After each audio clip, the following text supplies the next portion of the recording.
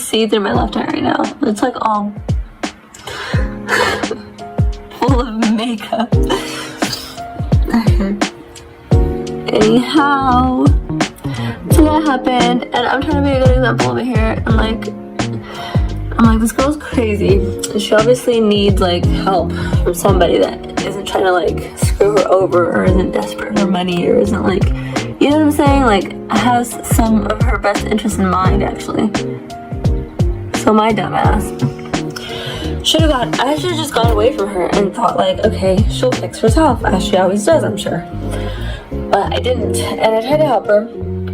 And so what had happened was she invites me to this room where her and her friend are going.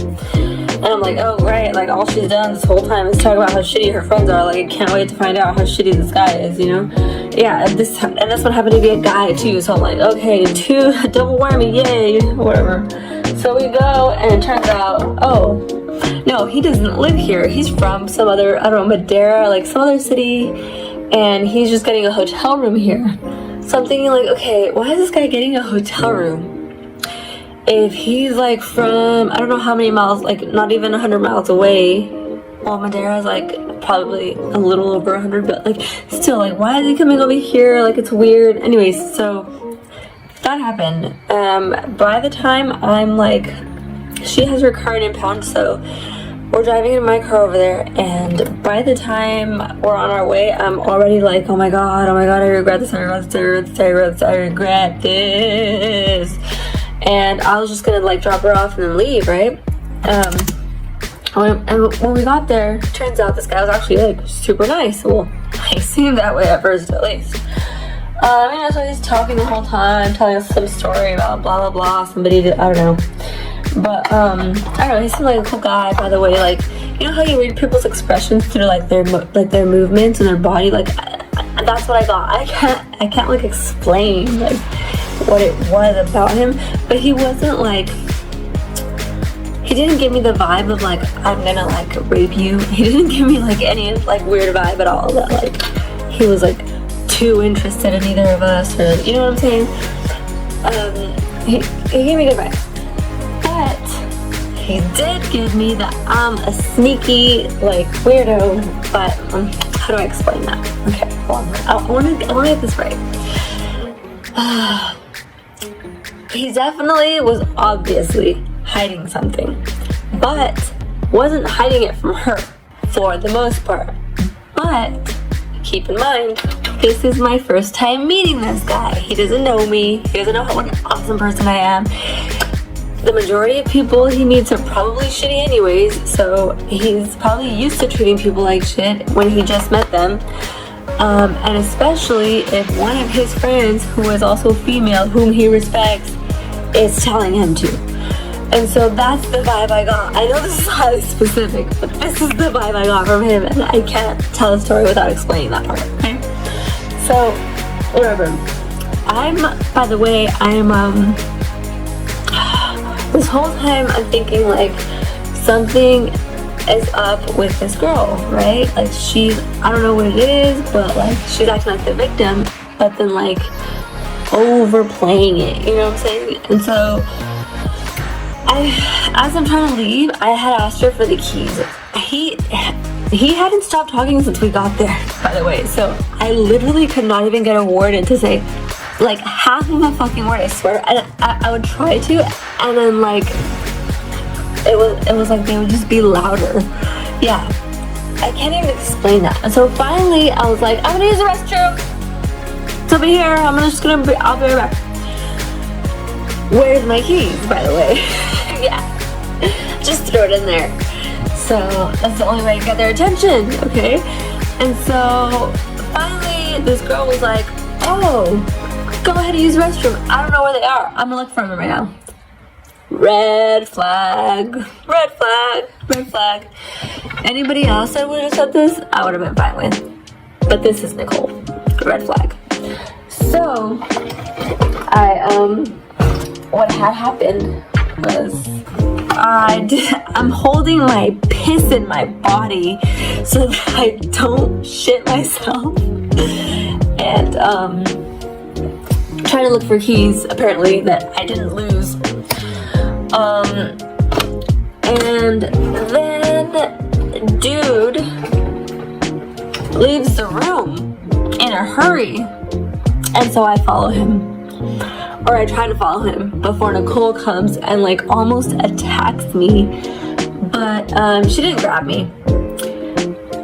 By the way that she spoke and approached me, I felt like she would have grabbed me if I hadn't stopped when I did. And so there was like this immediate sense of like, I feel this threat, and at the same time I'm like in the back of my head like telling myself like, I'm just imagining this, it's okay, even if it's not okay, like it's gonna be, we're gonna fix, like this is fine, right? It's gonna be fine.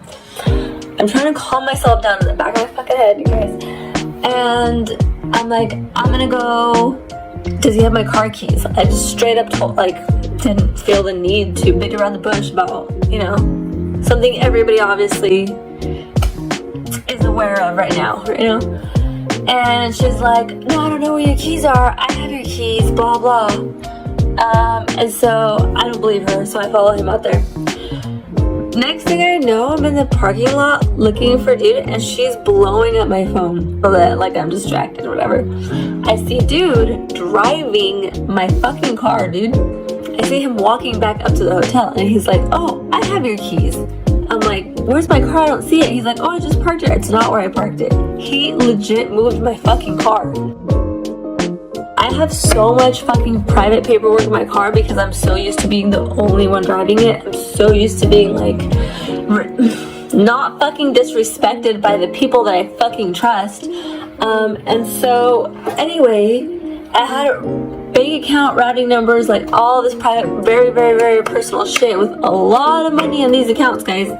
And these people are just like acting like, hey, we're just gonna pass your keys around, it's no big deal, it's fine. I don't even know this girl like that. Like, we were never friends before. We were never like, we knew of each other because of our common acquaintance, but it wasn't like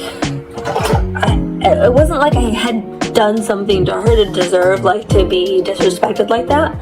So like at this point I already like don't like anything about her. Not because she did that, because a lot of people, this happens to a lot of people, I'm sure. They get, you know, screwed over, or, you know, people with money, it's natural for people that don't have money to go after their belongings and like, you know, go after their paychecks and all this material, the material things, you know. Nobody cares about that stuff, really, you know, and nobody makes it like the center of their life.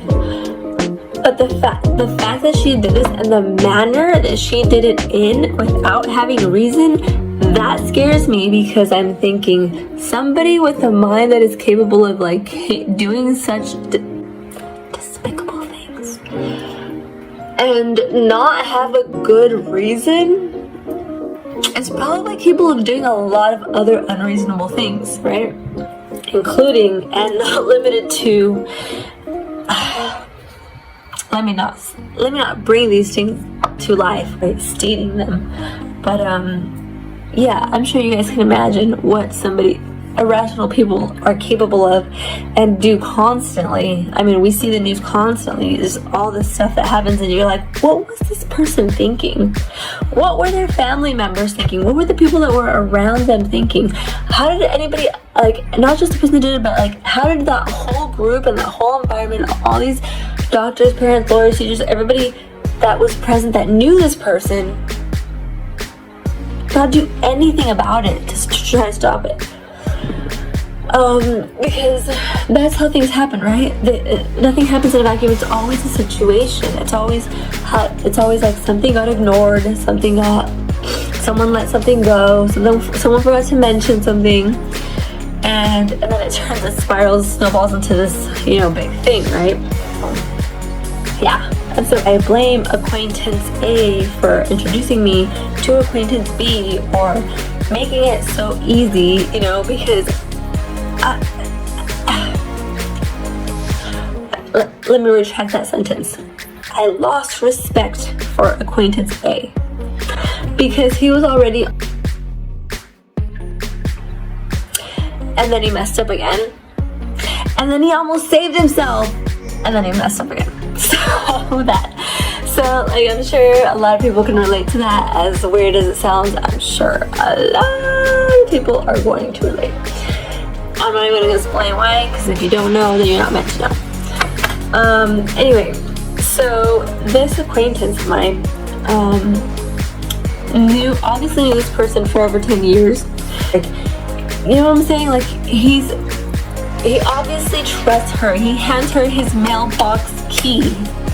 So either A, they're doing dirt together, or B, he has no fucking idea what the fuck he's doing with his life, trusting somebody who has a criminal mindset with very important things like your fucking work documents and access to all your tax information. And this isn't like the average person where you think like, oh, that person's done a couple things, you know, they had a phase, whatever. No, this girl is like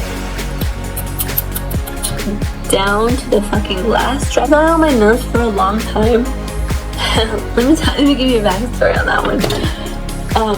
So I met him when I was like 18, and I almost didn't, but I had a different friend in common.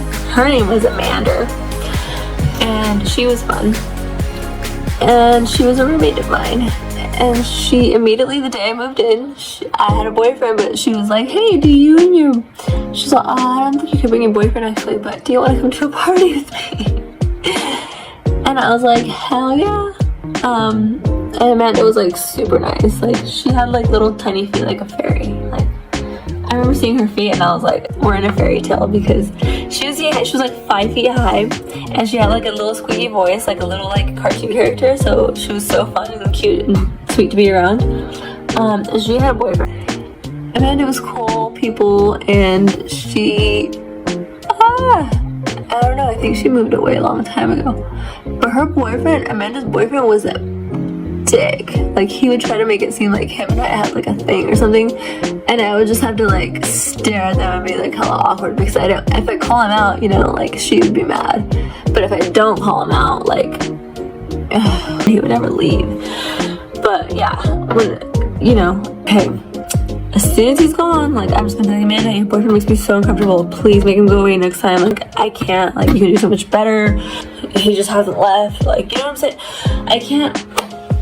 There's gotta be a name for people like that. Like, you guys are like little fairies, okay? You guys just need to like know that you're a fucking fairy. Boys, like, they're weird. It's like, females, when they know they're useless, like, they just leave. But a boy that's useless, like, he will cling to you forever. He will cling to you until your life is as fucked off as his is, and then he'll blame you for it. Okay, that's the difference. I need to pause.